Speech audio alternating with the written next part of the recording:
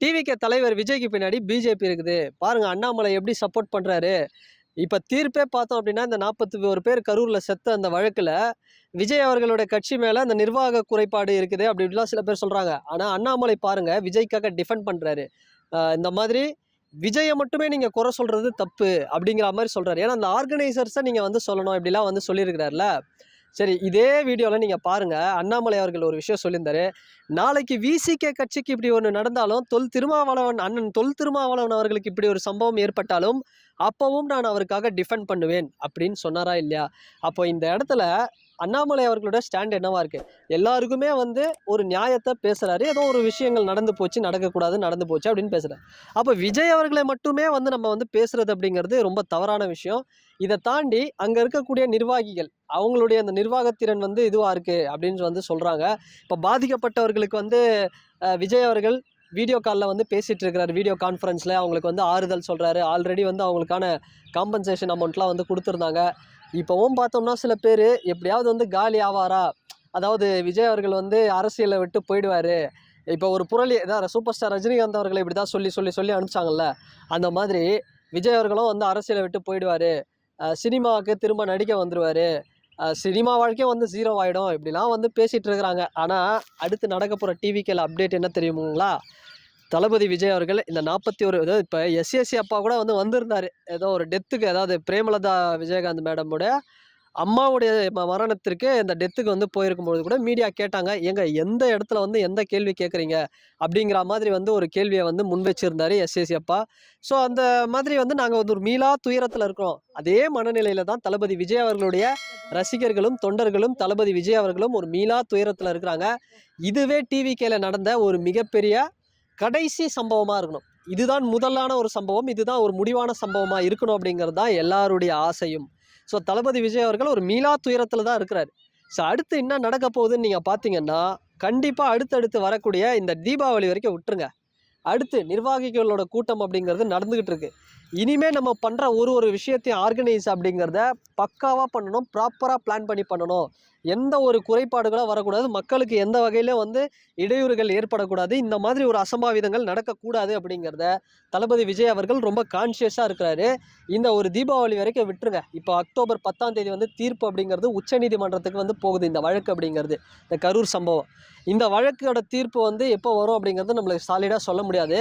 ஆனால் இந்த சம்பவத்துக்கு அடுத்தபடியாக ஒரு 15 டேஸ் பிரேக் இருக்குங்க. அதுக்கு அடுத்து பாருங்கள் தளபதி விஜய் அவர்கள் எல்லாமே ஸ்டார்ட் ஆகும்.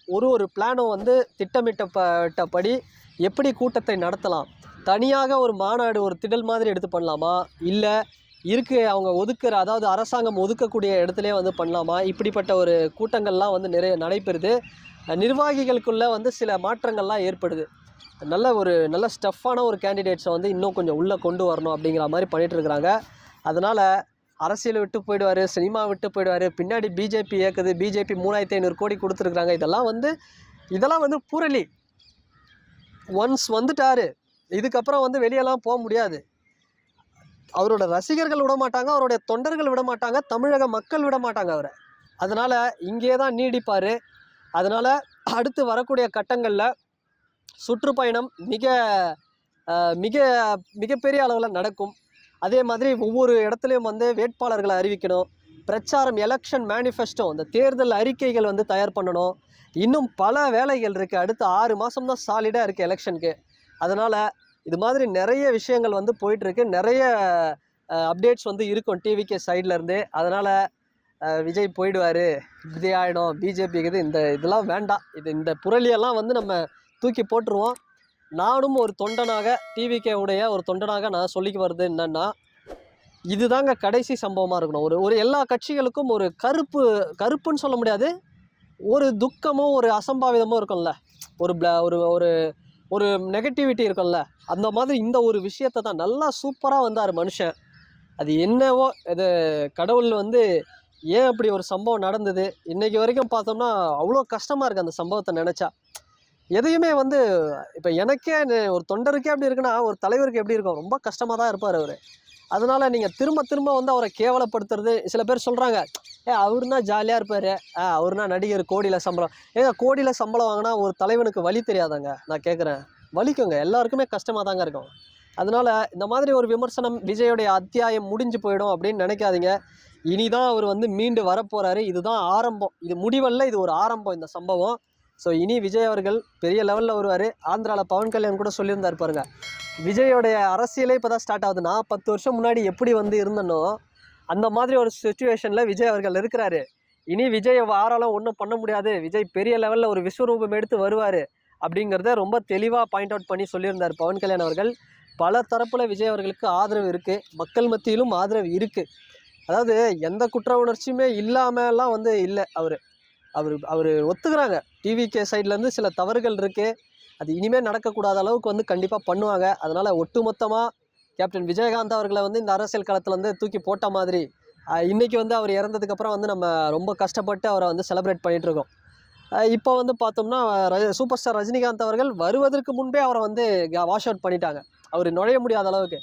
அப்போது மற்றவர்கள் என்ன வேணால் பண்ணலாம். சத்யராஜ் அவர்கள் இந்த விமர்சனம் பண்ணலாம், அப்புறம் கரு பழனியப்பன் இந்த விமர்சனம் பண்ணலாம். எல்லாருக்குமே கருத்து சுதந்திரம் அப்படிங்கிறது உண்டு.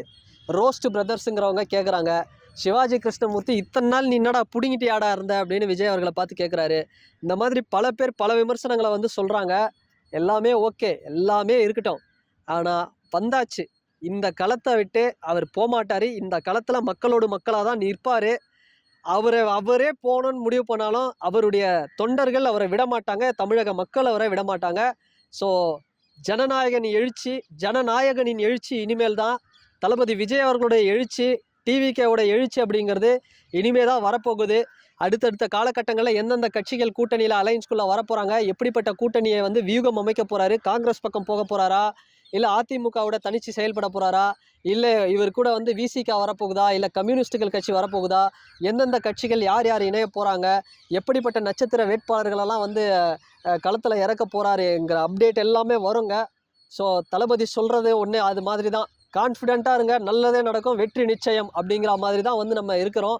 ஸோ நல்லதே நடக்குங்க. ஸோ அதனால் நடந்த விஷயத்த கண்டிப்பாக இதுலேருந்து மீண்டு வருவோம். நல்ல ஒரு மாற்றம் வந்து நடக்கும் தமிழக அரசியலில். ஸோ பார்ப்போம், தளபதியோட அடுத்த நகர்வுகள் மிகவும் ஆரோக்கியமாக இருக்கும் அப்படிங்கிறத இந்த வீடியோவில் சொல்லிக்கிறேன். அண்ட் உங்களுடைய கருத்துக்களுங்க, இந்த வீடியோவில் உங்களுடைய கருத்துக்களை பதிவிடுங்க கமெண்ட் செக்ஷனில். அண்ட் இந்த வீடியோ உங்களுக்கு பிடிச்சிருந்தா லைக் பண்ணுங்கள், ஷேர் பண்ணுங்கள், கமெண்ட் பண்ணுங்கள். அண்ட் வேறு ஒரு வீடியோவில் வேறு ஒரு கான்டென்ட்டில் நான் உங்களை பார்க்குறேன். பாய்.